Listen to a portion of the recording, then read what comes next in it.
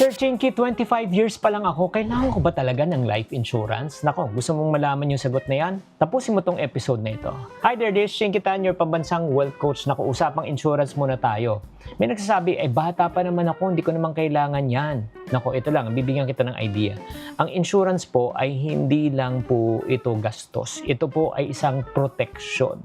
Ano ibig sabihin ng protection? Especially kung ikaw ang breadwinner. No? Ang ibig sabihin ng breadwinner, ikaw ang inaasahan ng pamilya. Just in case something happens to you as the breadwinner, meron bang kapalit na income? Yan po ang pinaka-goal. Kaya pag-usapan natin ang pros and cons.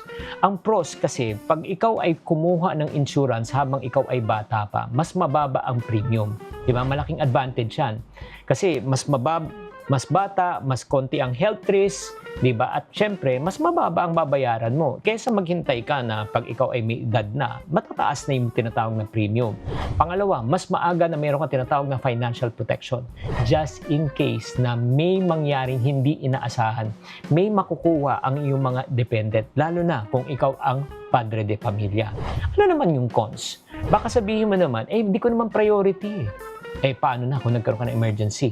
Diba? Paano na kung nawala ang pinaka-breadwinners? Saan kukuha ng panggastos, ng pangkain ang iyong pamilya?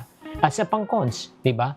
Hindi naman pare-pareho ang pangangailangan po natin. Yes, tama ka kung single ka. Lalo na kung wala kang dependents, diba? Wala ka naman talagang sinusuportahan, diba? At limitado ang iyong income. Probably hindi pa time. Pero pag ikaw ay bubuo ng iyong pamilya, maniwala po kayo, napakahalaga na magkaroon ka ng protection. Bakit? Tulad ng sasakyan. Pag binili mo yung sasakyan, meron bang siyang insurance? Yes. Bakit? Just in case, mamangga, makarnap, malubog, di ba? Ika nga, may protection ka. Tama? Ito ang weird part. Yung sasakyan mo ba ay naka-insure? Yung motor mo ba naka-insure? Yes. Pero ang driver ba naka-insure? Minsan, mas binibigyan pa natin halaga ang gamit kaysa buhay ng tao. Kaya kung tatanungin niyo ako, kailangan ba talaga ng insurance? Ang sagot po ay yes.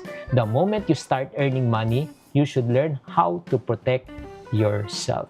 Sana naliwanagan kayo sa usapang insurance. Tatandaan, tamang karunungan, tamang disiplina ang susi sa pagyaman.